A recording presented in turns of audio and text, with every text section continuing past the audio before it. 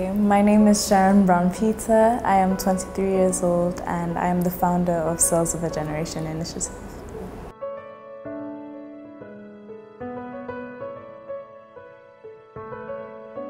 What are my hobbies? Well, I love to read.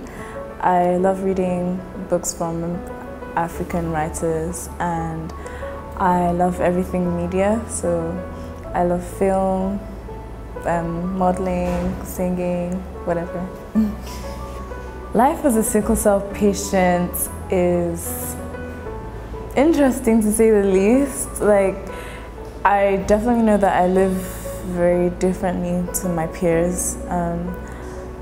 When I was younger, I was bullied a lot in school. Like, the kids didn't really understand my condition. They always thought I was different, and they bullied me all the time. So I was always to myself, and that's when I found my love for reading.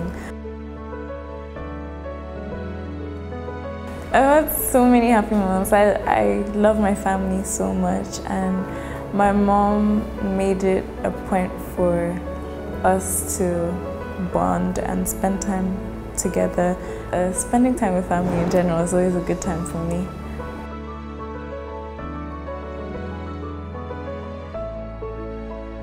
It's strange growing up with this kind of condition because you almost feel like your body is failing you all the time when you want to play or when you want to do things that can be considered stressful. So growing up, I had to really figure that out for myself and how to really understand my body.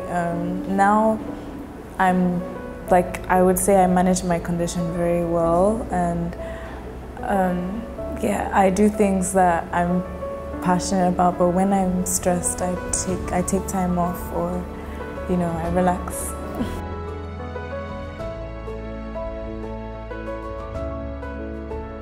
My condition limits me almost every day. Like, there are times where I feel like I can go to this meeting or hang out with my friends in the evening and then, maybe go and run an errand, but at some point during the day I just feel exhausted and I cancel the rest of my plans.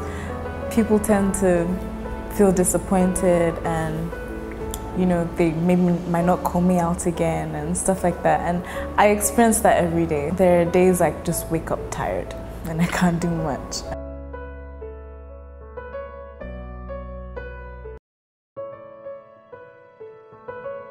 So in regards to stigma, when I just graduated from uni, I had an internship with the UK government, and it was such an exciting experience for me, and for the first week everyone was impressed with what I had to bring to the table.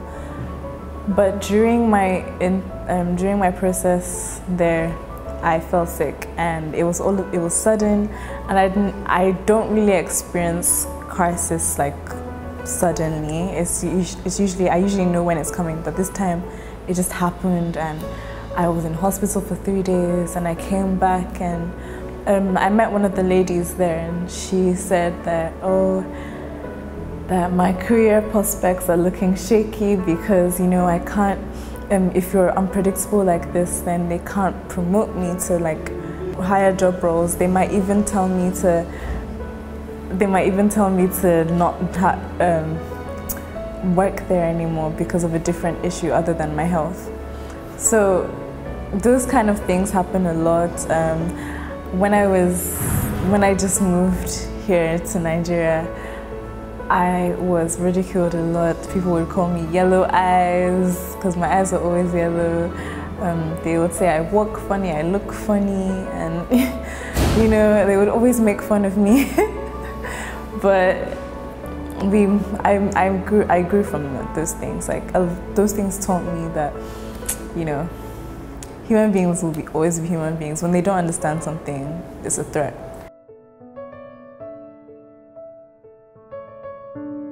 With stigma, it's really just about education. A lot of people don't interact with people with sickle cell often, but it's important for people to know where the stigma is coming from and their reactions to things that are foreign to them. And yeah, like that's what we're trying to do at Cells of a Generation. Cells of a Generation started as a kind of project. It wasn't supposed to be an NGO actually. It was supposed to be a documentary and an event.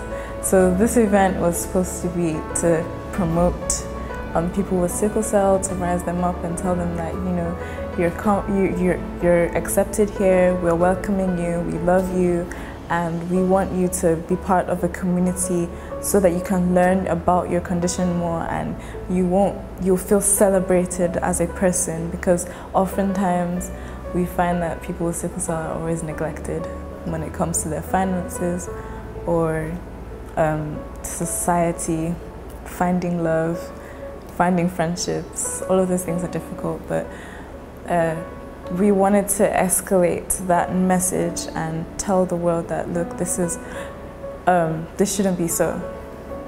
We're human beings too, and we have rights, and we have so many opportunities ahead of us that we shouldn't just be kicked to the side just because we experience pain once in a while.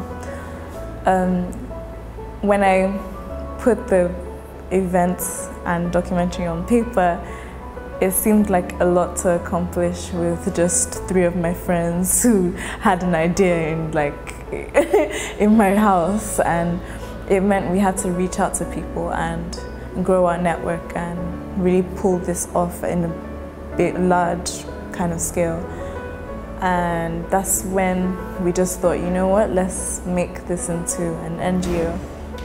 I spoke to my mom and she agreed, and we're slowly building, and hopefully we will be working on the documentary and event like in 2020, but our progress is a lot bigger than what we imagined, so we have a lot more in store and a lot more planned to help the community in general. Cells of a Generation wants to inspire change in many ways.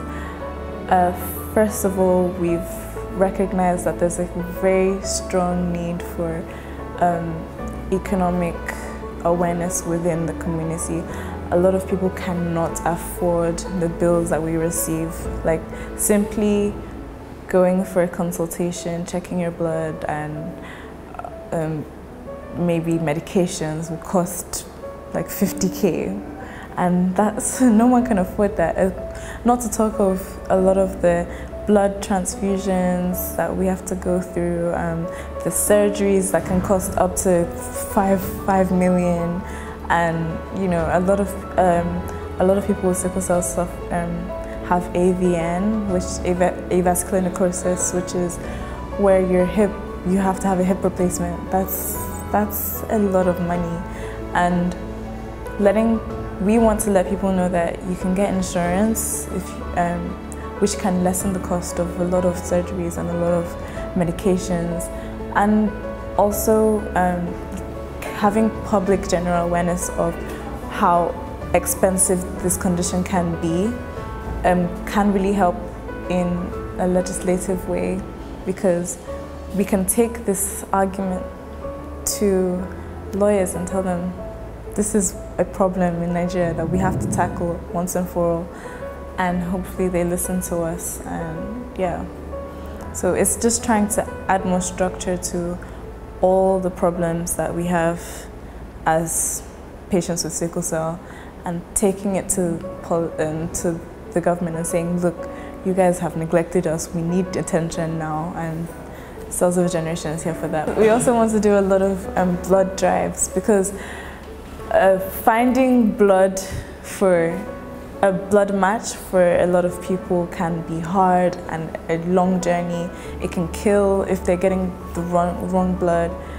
So we're trying to tackle that as well. And we need as much media attention as possible to this project, because it can really help us push the awareness out there. Change I want to see regarding sickle cell disorder in Nigeria is less stigma in the workplace, more interactions between people who don't have sickle cell and people that do. We need representation. More people need to see what we go through on a daily basis